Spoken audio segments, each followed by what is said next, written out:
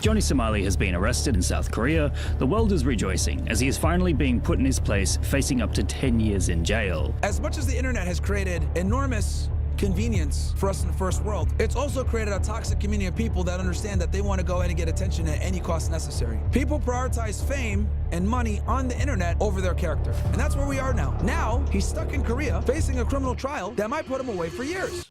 Sometimes it's good to participate in Schadenfreude. As Johnny Somali has been arrested in South Korea, the world is rejoicing as he is finally being put in his place, facing up to 10 years in jail. The man arrived an hour late to court, hungover after streaming himself puking the night before, and faced charges of obstruction to business and 2 violations of the Minor Crimes Act. This makes sense given the sheer disregard for local customs and culture that he's displayed regularly. I think he's only on Rumble now, right? He's nowhere else. I know everywhere else probably banned him. Such as kissing the Statue of Peace, which is dedicated to South Korean victims of sexual war crimes.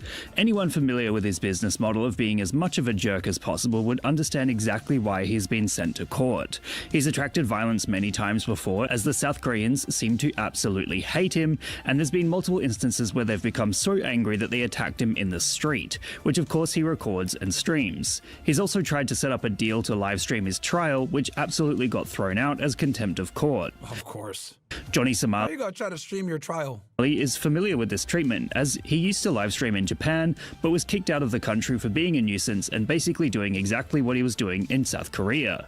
As a result, it's not surprising that the genre of business model he indulges in has become known as nuisance streaming. The idea is that you become as outrageous as possible and piss off as many people as possible. And they do this purposely in countries like Japan and Korea because they have a very, calm and serene nature to them. Like I said before, guys, like speaking out loud publicly, like on a phone or some shit, that's like unacceptable in these countries. So when you go and you be a nuisance streamer over there, you're really being a nuisance. Like it's like KO Ken times 10. But instead of just doing it on the internet behind a screen and keyboard, you do it in real life. In countries like Japan, where being polite and following rules is so heavily enforced, it was as if the citizens there simply weren't prepared for this level of disturbance, but perhaps South Korea is different. It's a pretty despicable way to make money because, of course, there's a market for watching someone run around and being a massive jerk, but it's good to see that there's consequences for those actions. I mean, it's highly likely that even Johnny Somali's viewers hate him, but watch simply because they like to see his own life implode. The fact is that he's become a human meme at this stage, and so many people are aware of his existence that his downfall is being celebrated across the internet. In short, to see Johnny Somali finally put in his place, facing consequences of his actions as he repeatedly shows the world that he doesn't care about others, as long as he... All right, let me give you guys my take on this. So I think it's important we talk about what's going on with Johnny Somali and then the overall concept here. So Somali's a young guy. I think he's in his 20s, if I'm not mistaken.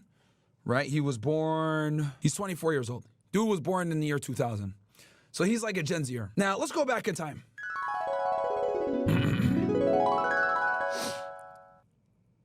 Growing up as a kid, I vividly remember, I'm 35 years old, so you guys have a frame of reference. I vividly remember when the teacher would ask you, what do you want to be when you grow up? Kids would say, I want to be an astronaut, a scientist, a lawyer, a doctor, a federal agent. Right? Which is what I ended up becoming for 10 years. People had aspirations to get titles, right? And my generation, we were heavily encouraged to go to college, right? If you don't go to college, you're not going to make money. You can't get by on just a high school diploma anymore. The days of being able to make money with a factory job are kind of done, right? You got to get an education, et cetera, set yourself apart. That was what my generation was told. When I graduated in 2008 and Obama took office, if you didn't go to college, you were looked at as a degenerate loser. I ended up going to college. Went to Northeastern University in Boston, Massachusetts. I went from 2009 to 2013, graduated with honors, got a criminal justice degree. I got a position with Homeland Security Investigations as a special agent, and I entered on duty in Laredo, Texas in 2014. But I had been an agent since 2013. And that's kind of the mantra of my generation, was we aspire to have titles of prestige. But one thing that I've noticed about the generation after us is that they've changed. And with the rise of social media, with platforms like Snapchat, Vine, Instagram, Facebook, YouTube, etc., what it allowed people to do was monetized on making independent content. Now, in my generation, right, if you said back in 2010, 2013, hell, maybe all the way up until 2015, I'm going to be a YouTuber or I'm going to be a content creator, people would laugh at you and say, get the fuck out of here. You're an idiot. Get a real job. It was looked at as something, nothing more than a hobby. Streaming wasn't really a thing like that yet. Making money on the internet wasn't a thing like that. And only a small percentage of people were doing this. It was looked at as unorthodox, unsafe, and most importantly, unpredictable. But as time progressed on and the internet became ubiquitous and everyone used it to make their life easier, we saw the rise of online shopping. We saw the rise of social media usage. We saw the rise of people using Amazon versus going to an actual store. And it started to become more viable to make money on the internet. I would say that we came to a huge turning point in 2020. In 2020, the world was locked down thanks to COVID, and people relied upon the very internet that they could not rely on a decade prior to get essential services. And what COVID pretty much showed was you can get your food via the internet, you can get your entertainment via the internet, via creators that might not necessarily be television networks or Hollywood, rather streamers that can entertain you and you would have a more personal relationship with them. We saw the explosion of independent content creators growing in speed faster than the mainstream media. This came to a head in 2024. Why?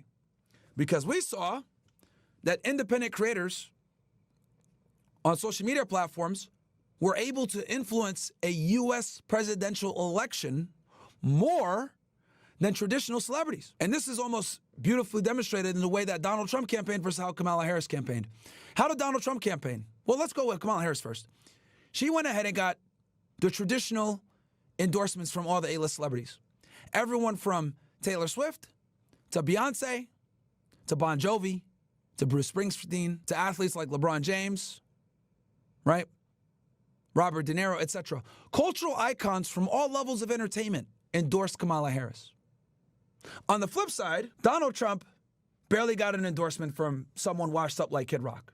Kamala Harris got a bunch of different relevant stars from different decades. Meanwhile, Trump got no relevant A-list celebrities. But what he did do was he went on a bunch of podcasts. He went on Rogan, he went on PBD. I don't know if he went on Flagrant, but he basically did a press run with social media influencers. And what happened? We saw him win in a landslide and dominate fields that Republicans had historically lost by leveraging YouTube, TikTok, and social media. The very social media platforms, by the way, that banned him in 2021. He was able to leverage and use and cruise to a victory. Now, why am I explaining this to you guys? I'm explaining this to you guys because I'm trying to show you guys the rise of the internet and how it's influenced our entire society, to include the youth. For the past several years, the number one job that every kid aspires to have is influencer. This is a stark contrast from my generation, where it used to be astronaut, doctor, lawyer, etc. Making money on the internet and being an influencer in my era was looked at as comical. You're an idiot. What the fuck is wrong with you? You're stupid. It's inconsistent. It's a hobby. But nowadays, thanks to COVID and the rise of social media for a lot of these individuals, being a social media influencer actually is a viable career because these people grew up with the iPad. Johnny Somali was born in the year 2000, as many of these influencers. They grew up with an iPhone in hand. They grew up with an iPad in hand. They grew up with high-speed internet off rip. We had to use America Online. They're using Google Chrome. Completely different eras. In a reaction to become an influencer, we've realized that there's been different demographics of influencer created. Some people stream themselves, maybe giving content that is educational or whatever. What ended up happening, a lot of these young streamers don't have the prerequisite skill set, knowledge, maturity, and age to give more refined content that can be self-help. Rather, a lot of them have to rely upon ridiculous and self-deprecating behavior to be able to get an audience. And this is where people like Johnny Somali, Neon, Fuzi, etc., these guys come in. And in an effort to become famous, right, and garner an audience, they have to shock and almost kind of hit the system where it's like, holy shit, this guy did that? And then what ends up happening is you draw an audience in that is, enamored by your ability to be brazenly disrespectful in foreign countries. And the want of Gen Zers and young people in general to be influencers overrides their sound moral judgment. As you guys can see from many of the clips that we watched here, Johnny Somali was drunk during a lot of these interactions that went viral. Why was he drunk? Well, I'll tell you why. You guys saw at the top of this fucking podcast, I played a clip for you guys when I was speaking to him. The guy's not an idiot. Educated, comes from a good background, etc. He has to drink and get drunk to do these deplorable things because he understands and knows that it's wrong. But the need for fame and clout and attention and money overrides his morality. So to combat that, he drinks. And drinking impedes your ability to make rational decisions. You start to get less inhibition. Things that you would normally say no to, or let me think twice about that, you're saying fuck it and you do it. Now, as an adult, this is terrible. But as a streamer that's trying to get attention for being provoking, it's excellent. And I say all that to say this. As much as the internet has created enormous convenience for us in the first world, it's also created a toxic community of people that understand that they want to go ahead and get attention at any cost necessary. Whether it's them being drunk and acting like a fucking idiot in Asia for clicks and views, or people crashing out and yelling at their staff in Sydney, Australia, right? People prioritize fame and money on the internet over their character. And that's where we are now in 2025. We have young women that are 18 years old destroying their lives and going on OnlyFans and sexualizing themselves before they even drink a beer or can drink a beer. We have women in high school. Girl came on the show last week. Literally said she was on OnlyFans while she was a senior in high school. Graduated, walked up to the principal and threw money in the air. This is unheard of maybe just 20 years ago. If a girl was a stripper and she was in high school, everyone in school would ridicule her for that. She would keep it a secret. She wouldn't brag about it. But now, we have people brazenly and openly encouraging degeneracy, stupidity, acting like a moron in foreign countries, being a thought on the internet for fame, clicks, and money.